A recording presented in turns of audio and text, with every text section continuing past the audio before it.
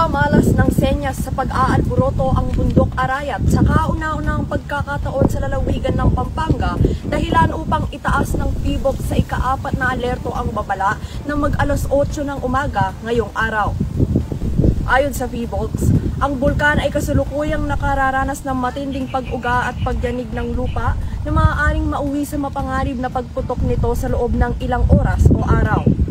Samantala, mariing pinapayuhan na agarang lumikas ang bayan ng Arayat, Magalang, Mexico, Santa Ana, San Luis at Candaba upang maiwasan ang sakuna. Maaaring makipag-ugnayan sa mga lokal na pamahalaan at tumutok lamang sa napapanahon at wastong impormasyon.